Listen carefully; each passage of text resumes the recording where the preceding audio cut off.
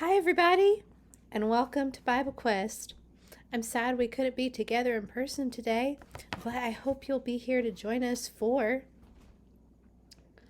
the book of Jonah. Well, it's hard when it's on a screen. It's right there. The book of Jonah, we're going to be talking about another prophet. And if you remember, a prophet is one of God's messengers. And God gives them a message, and they're supposed to do what God tells them to do and go tell everybody. And most of the prophets that we read about in the Bible, there's a lot of them. And most of them do exactly what God tells them to do, and they do it the first time, and they don't care if anything bad happens to them or whatever. Except for one. Jonah was a prophet and went to the nation of Nineveh. And if you remember, God's people are divided into two, the northern kingdom and the southern kingdom.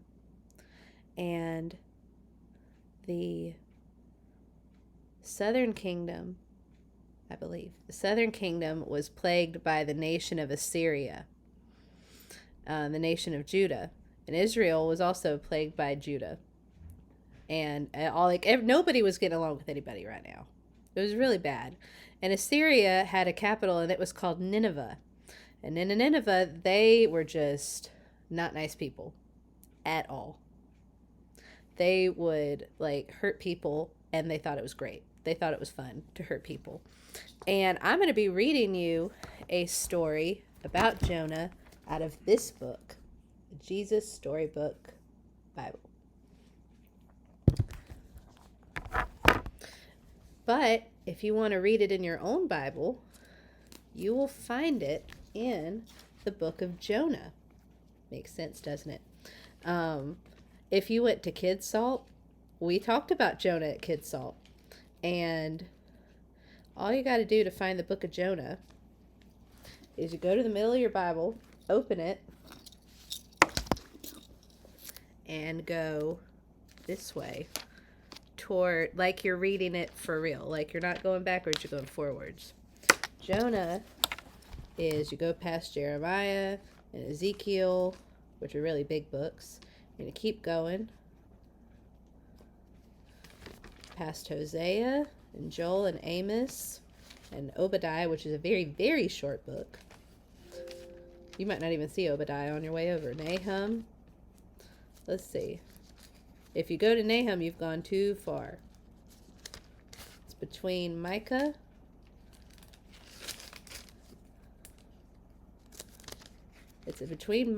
and Obadiah. It's only 4 chapters long. So if you're like, oh, I don't want to read all that, it's 4 chapters. You can read it. And it's really easy and it's good. But I'm not going to read all of it to you today. I'm going to read it to you out of this. But it's right here in your Bible. Book of Jonah. And yours might look a little different than mine, and that's all right. But here we go. God's messenger. God had a job for Jonah, but Jonah didn't want it. Go to Nineveh, God said, and tell your worst enemies that I love them. Which, it is true, Nineveh was his worst enemies. No, said Jonah. Those are bad people doing bad things. Exactly, said God. They have run far away from me, but I can't stop loving them. I will give them a new start. I will forgive them. No, said Jonah. They don't deserve it. Everybody deserves a second chance. And Jonah probably did know that deep, deep down, but he wasn't feeling it right there. So Jonah said to himself, I'll run away, far away, so far away that God won't be able to find me. And then I won't have to do what God says. It's a good plan, he said, because as far as he knew, it was a good plan. So he basically had Nineveh and not to Nineveh. And he got on a boat that was going not to Nineveh. In fact, it was not a very good plan at all. It was a silly plan because you can't run away from God. But you can try to, but he will always come and find you. Jonah went ahead with his not very good plan.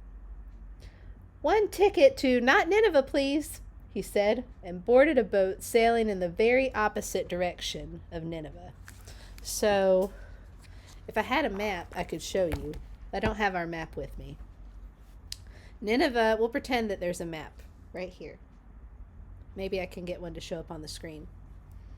But Nineveh is over here, and where he was trying to go to, away from God, was a place called Tarshish.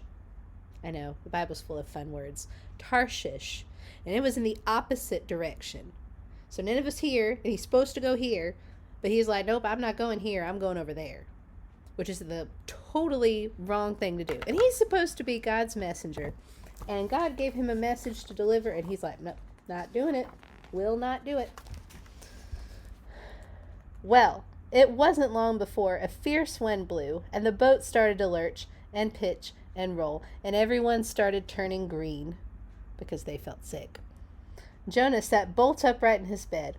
You see, the first thing that went wrong with Jonah's not very good plan was that God sent a big storm after him. The sailors couldn't sail their ship properly. "We're sinking!" they screamed and started throwing everything overboard. Suitcases, food, whatever they could find. By now, Jonah knew that the storm was his fault. "Throw me in instead," he shouted to the sailors, "and the storm will stop." The sailors weren't sure. "It's the only way you can be saved," Jonah cried. And so 1, 2, 3. They just tossed him right off. And the sailors felt very bad about that, by the way. They didn't want to throw him off. But, splash! No sooner had Jonah hit the water than the waves grew calm, the wind died down, and the storm stopped. Just when Jonah thought it was all over, when he was sure he was going to drown, God sent a big fish to rescue him. The fish swallowed Jonah whole, with one gulp. Now, a lot of people think that this fish is a whale, but the Bible doesn't say it's a whale, it just says it's a big fish. It must have been a pretty big fish enough to swallow a guy. So Jonah wasn't obeying God at all. Jonah must have thought he died because it was so dark in there, like a tomb. But then he smelled the rotting food and felt the slimy seaweed, and he knew he wasn't dead. He was in the belly of the fish. Sitting there in the darkness for 3 whole days, Jonah had plenty of time to think. Pretty soon he realized his plan was, well, a very silly plan. Indeed. He was very sorry for running away, and he prayed to God from inside the great fish and asked God to forgive him.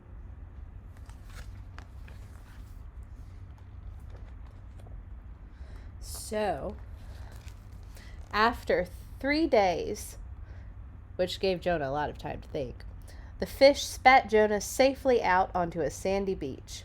Just then, Jonah heard someone calling his name. "Go to Nineveh," God said, and this time Jonah said yes.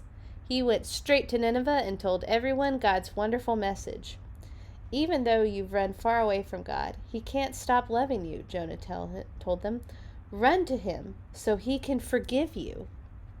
The people of Nineveh listened to Jonah, which is good. That's very good, because Jonah didn't seem to think they'd do that, nor did he seem to care.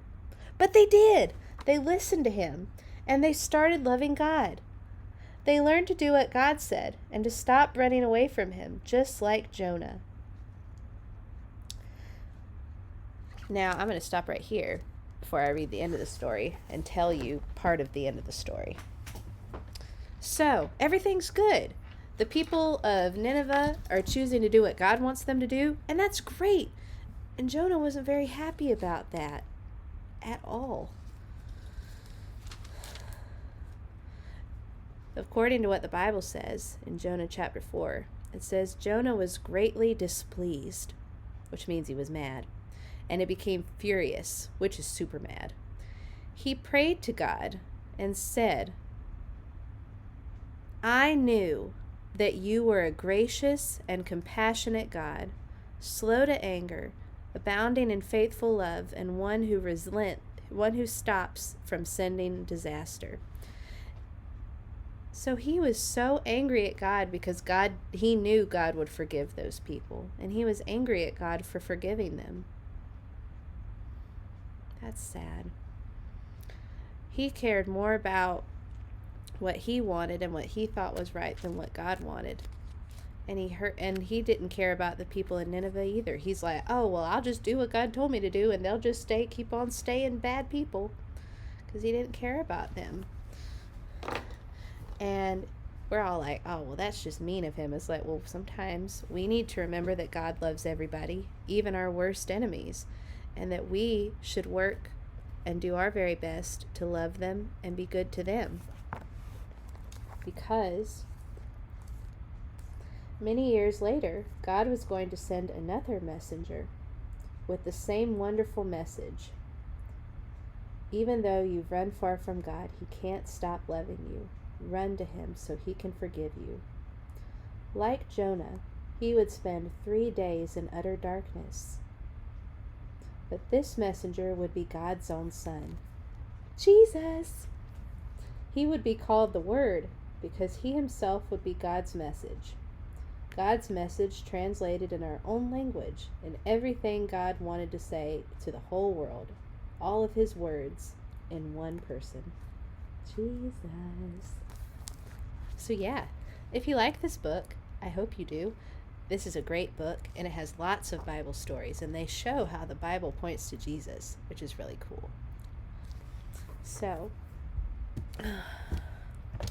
I'm sad we can't be together tonight, and I miss y'all, but I hope that everybody stays safe and does everything they can do to stay well, because we hope that we can see you next week, that everybody will be feeling better, and that we can see you again next week. Mwah. Be safe, and we'll see you soon. Bye.